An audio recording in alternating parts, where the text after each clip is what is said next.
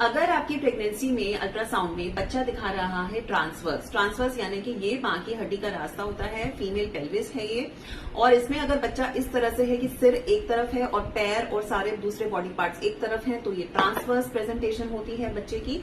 शुरू के कुछ हफ्तों में अगर ये प्रेजेंटेशन आ रही है ट्रांसवर्स, तो घबराने की बात नहीं, क्योंकि बच्चा अभी प्रेजेंटेशन चेंज करता रहता है, उसकी पोजीशन चेंज होती रहती है। लेकिन 36-37 वीक्स पे अगर फाइनल कंफर्म हो गया है कि आपकी ट्रांसवर्स प्रेजेंटेशन है, बच्चे का सिर नीचे नहीं आया है, तो ऐसे केस में आपकी डॉक्टर जो है आपका सिजेरियन प्लान कर सकती है।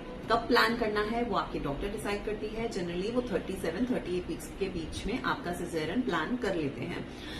पर अगर पहले के अल्ट्रासाउंड्स में ट्रांसवर्स प्रेजेंटेशन आई है, तो एक बार जरूर लास्ट की तिमाही में यानी कि 9th मंथ में एक बार जरूर कंफर्म करना चाहिए कि बच्चे की प्रेजेंटेशन चेंज हुई है या नहीं हुई है।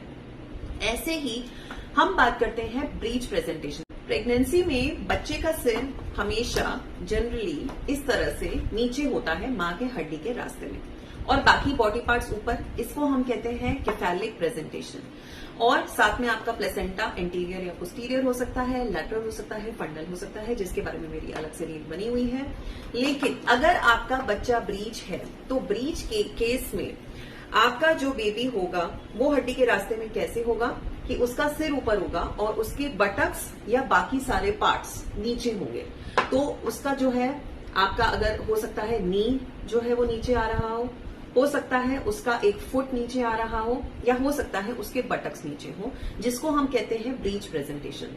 तो शुरू के कुछ तिमाही में, कुछ महीनों में अगर ब्रीच प्रेजेंटेशन है तो घबराइए नहीं, क्योंकि आप वॉक करते रहिए। अगर आपकी लो रिस्क प्रेगनेंसी है, डॉक्टर ने ओके किया हुआ है, तो आप यूजुअल जो एक्सरसाइजेस हैं वो अपनी डॉक्टर से पूछकर ही करें, वरना सिंपल वॉक करें।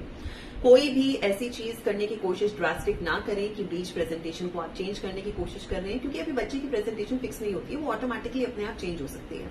एक मेरी पेशेंट है जो 32 वीक्स तक ट्रांसवर्स थी और अब 36 वीक्स हो चुका है। उसकी पहले नॉर्मल डिलीवरी भी हो चुकी है, तो इस बार उसको बहुत टेंशन थी कि मैम इस बार तो बच्चा आड़ा रह गया तो मेरा तो ऑपरेशन ही हो जाएगा। लेकिन मैंने उसको सिर्फ वॉक करने के लिए बोला जितना वो कंफर्टेबल है, और बहुत ओवर एक्सर्ट भी नहीं करना है। एंड 36 वीक्स के अल्ट्रासाउंड में अब बेबी जो है वो केफेलिक हो चुका है, बच्चे का सिर नीचे आ चुका है, और अब हमने उनको नेचुरल लेबर पेन्स तक आने के लिए वेट करने के लिए छोड़ा है, क्योंकि कोई भी और हाई रिस्क फैक्टर नहीं है, कोई भी और हाई रिस्क कंडीशन नहीं है।